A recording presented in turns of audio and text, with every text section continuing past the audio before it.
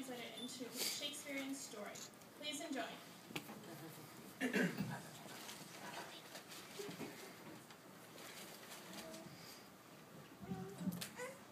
In a season, former yet not long since past, there subsisted a trio of fur-clad Ursodons who dwelled conjointly in a comfortable, ornamental bungalow, far from the recesses of civilization, nestled in a deciduous wooded glade. One was a petite, pint-sized teddy of minuscule stature. One was a Kodiak of middling proportions in both height and girth. The third ruin was a behemoth, frothing Hagman pool. Each of these sundry beasts boasted a ceramic vessel for purposes of containing their preferred post-dawn repast, a honey-sweetened, hearty gruel, a minute pot for the minuscule bear, a not-so-small, yet not-so-large, but ample receptacle for the moderately apportioned bear, and a tremendous, capacious cauldron for the massive grizzly. Moreover, the ursine companions each seated themselves upon their respective appointed cathedra. Positioned in their dwelling were sat a diminutive chair, whereupon a small bear usually reclined, a middling chair, whereupon a moderately sized bear had its repose, and a grandiose chair, whereupon a rotund bear typically dozed.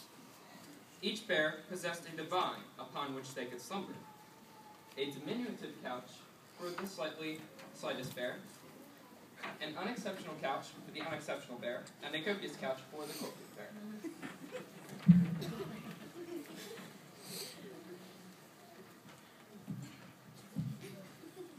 One fine dawn, as the great sun leapt over the horizon, the bears prepared their hearty mealtime pottage, apportioned it to their ceramic vessels, and sauntered into the brambles of bush and bewilderment, while their porridge ventilated.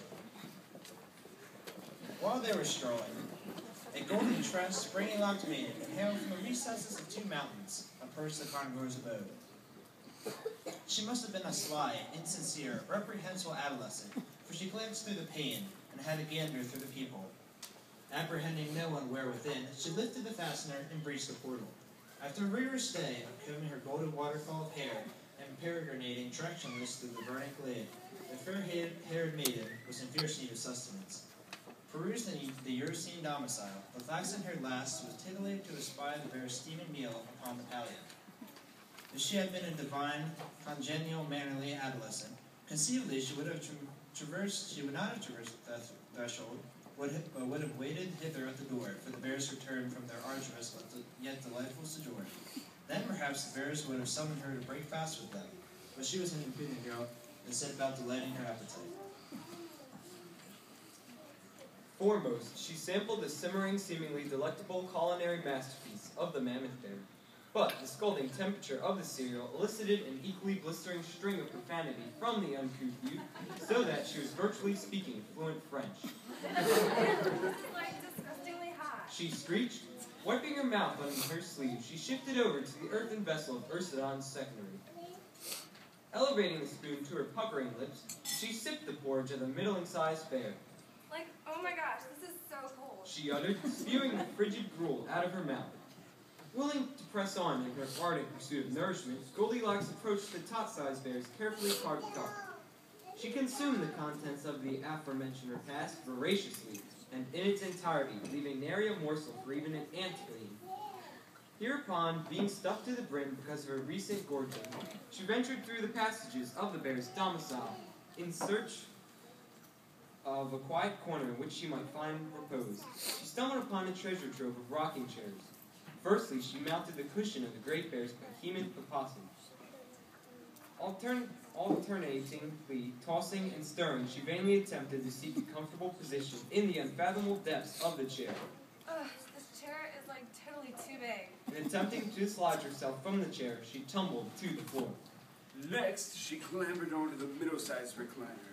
Discovering the chair to be equally faulty in terms of its size, she exclaimed, Gag me, this chair is like still too big. Finally, she alighted upon Baby Bear's miniature armchair. Squeezing her ample hips into the furniture's arms, she found it to be apropos, and exclaimed, and exclaimed, and exclaimed. Finally, this chair is like just right.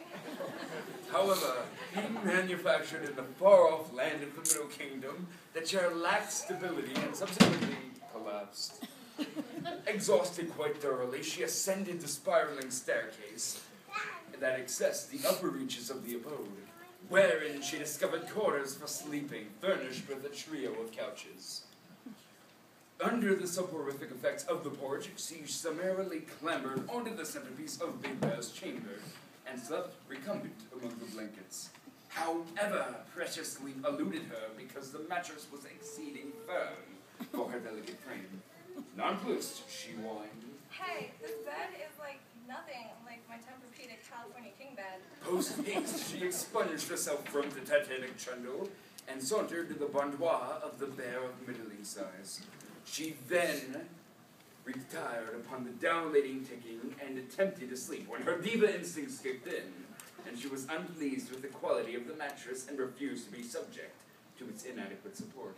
Oh my god, this is like totally nothing like what we have in LA. Why does it not feel like my brand? I need my Lunesta. Lunesta should not be taken by all patients. Serious side effects can occur, such as depression, suicidal thoughts, behaviors, death, severe mind recovery, blood clot, strokes, severe and complete organ failure, sudden death, hair loss, brain damage, seizures, death, loss of limbs, heart attacks, comes in between. On rare occasions, you might contract radioactive fluid disorder. This does occur. Please seek immediate professional help. You should not take Lunesta if you are pregnant or may become pregnant. You should not be taken. Although you're severe, if you need to operate heavy machinery or simple machinery such as appointment, ask your doctor if Lunesta is right for you.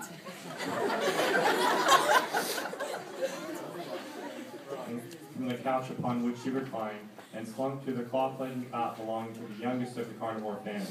Upon reclining upon the couch, she nestled among the baby bear's swaddling blankets, and sleeping with ease fell into a deep slumber.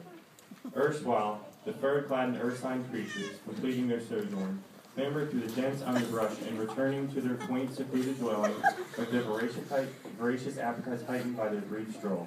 Passing through their ingress, they detected a foreign odoriferous scent. Sensing an intruder, they proximately progressed to their board to investigate their refection.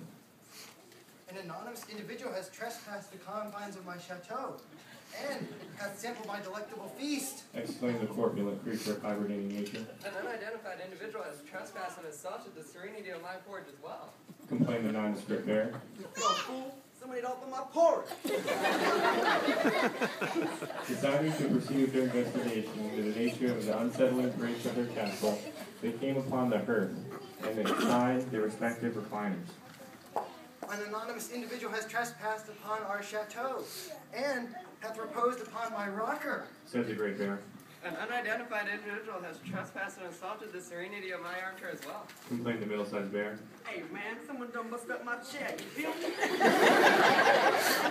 Finally, the trio of bears, still detecting a strange odor, made their way up to the upper story and ascertained that the intruder had indeed ascended to those elevated regions.